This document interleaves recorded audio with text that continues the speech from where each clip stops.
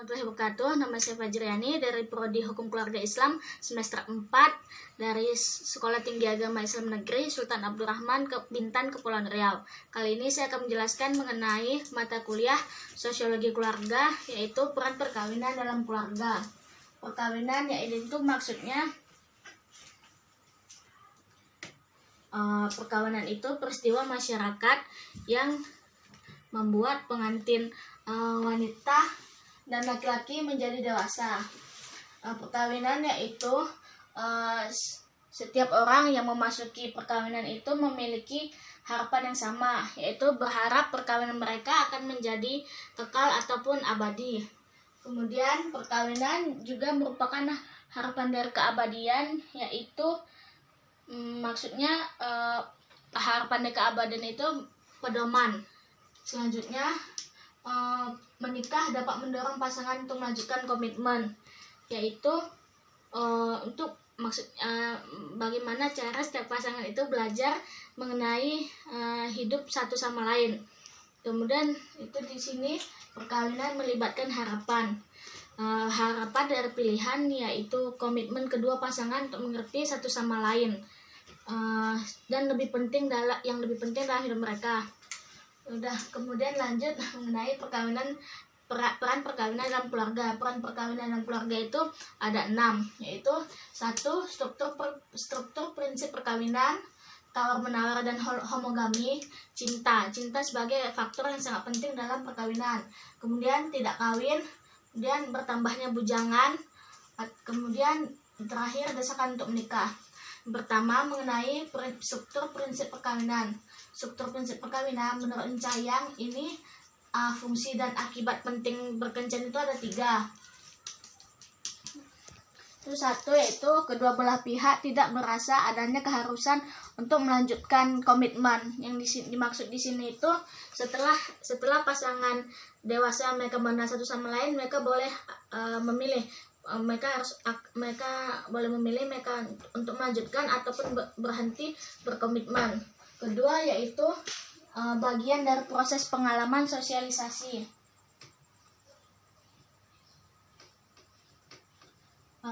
Bagian dari proses pengalaman sosialisasi, terutama untuk memperkenalkan tiap individu dengan rahasia lawan jenis dan pada akhirnya mencapai puncaknya pada pemilihan jodoh. Itu maksudnya berkencan itu merupakan bagian dari pengalaman sosialisasi. Itu untuk saling mengenal satu sama lain itu kan merupakan bagian dari sosialisasi, dan puncaknya itu mereka bisa menjadi berjodoh. Kemudian menekankan pola stratifikasi. Yang terakhir, kedua hal terakhir itu yaitu bagian dari proses pengalaman sosialisasi dan mendekatkan pola stratifikasi itu maksudnya jika berkencan ada sangkut pautnya dengan perkawinan, maka faktor kelas menjadi penting pada kencan orang yang meningkat dewasa. Kemudian kedua, homogami yaitu tawar-menawar merupakan peraturan pertukaran dan penilaian yang relatif mengenai berbagai macam kualitas. Contohnya yaitu hukum adat masyarakat Arab. Hukum adat pada masyarakat Arab yaitu keluarga laki-laki membayar emas kawin bagi sang wanita, sedangkan pada kasta Brahmana di India keluarga wanita lah yang membayar mahar kawinnya kepada calon suami. Yaitu maksudnya di tiap adat berbeda-beda pula proses pertukaran maharnya ataupun proses adat dalam perkawinannya. Kemudian mengenai kualitas yang berbeda, dan pelaku tidak berpendapat tawar-menawar, dan orang tua menganggap bahwa anak-anak mereka itu sedang mencari yang terbaik. Tentunya dalam setiap orang menginginkan pasangan yang terbaik atau pada tahap tawar-menawar ini. Kemudian homogami. Yang dimaksud homogami yaitu hasil penyaringan secara efektif.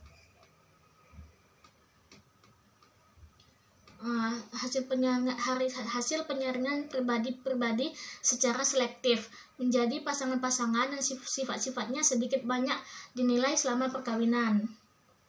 Kemudian cinta sebagai faktor yang sangat penting. Cinta itu dianggap sebagai suatu ancaman terhadap stratifikasi pada banyak masyarakat, dan orang-orang tua memperingatkan untuk tidak menggunakan cinta sebagai dasar pemilihan jodoh. Tapi sudah jelas faktor-faktor tidak dapat menggantikan cinta. Misalnya yaitu kasta, umur, harta, dan agama. Semua itu tidak dapat menghalangi adanya cinta pada setiap orang yang hendak melakukan perkawinan. Kemudian cinta merupakan bagian yang penting dalam pembentukan perkawinan. Selanjutnya itu tidak kawin. Tidak kawin itu maksudnya setiap orang dewasa berhak untuk memilih mereka akan berkawin atau tidak. Maksudnya yaitu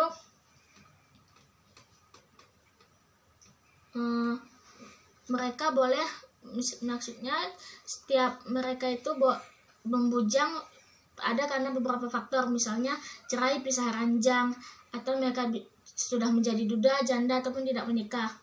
Kemudian membujang itu atau sendiri merupakan bagian yang bisa diterima oleh masyarakat. Yaitu membujang bukanlah hal yang buruk ataupun hal yang tidak baik, karena itu semua pilihan tergantung pada setiap orang dewasa. Kemudian bertambahnya bujangan. Faktor bertambahnya bujangan itu ada 3. Kesempatan berkarir, jumlah kontrasepsi yang meningkat, dan kemudian terakhir kontrasepsi yang efektif. Maksud dari kesempatan berkarir yaitu saat orang dewasa sedang mau menikah, tentunya mereka bisa saja mendapat pilihan bekerja yang lebih baik ataupun pilihan untuk melanjutkan pendidikan. Itu bisa menjadi alasan mengapa mereka belum berkawin. Kemudian jumlah kontrasepsi yang meningkat, misalnya setiap pada orang dewasa itu bisa menggunakan alat kontrasepsi. Yang terakhir yaitu kontrasepsi yang efektif. Artinya yaitu penggunaan alat kontrasepsi yang efektif bisa membuat orang dewasa berpikir bahwa mereka tidak perlu menikah, karena bisa saja mereka menggunakan alat kontrasepsi sehingga dapat menunda yang namanya kehamilan pada perempuan. Terakhir yaitu faktor desakan untuk menikah. Desakan untuk menikah itu mengacu pada kenyataan bahwa terdapat suatu akses dari wanita muda yang pantas menikah sebelum peningkatan yang signifikan terjadi dibanding pria muda yang pantas menikah. Itu merupakan arti atau makna dari wanita muda yang pantas menikah sebelum pria muda. Itu maknanya wanita muda itu banyak hal yang harus dipikirkan dibanding pria muda untuk sebelum menikah, karena mereka harus mengalami peningkatannya sebelum pria muda untuk menikah. Sekian yang saya jelaskan mengenai peran perkawinan dalam keluarga. Terlebih dan kurangnya saya minta maaf. Assalamualaikum warahmatullahi wabarakatuh.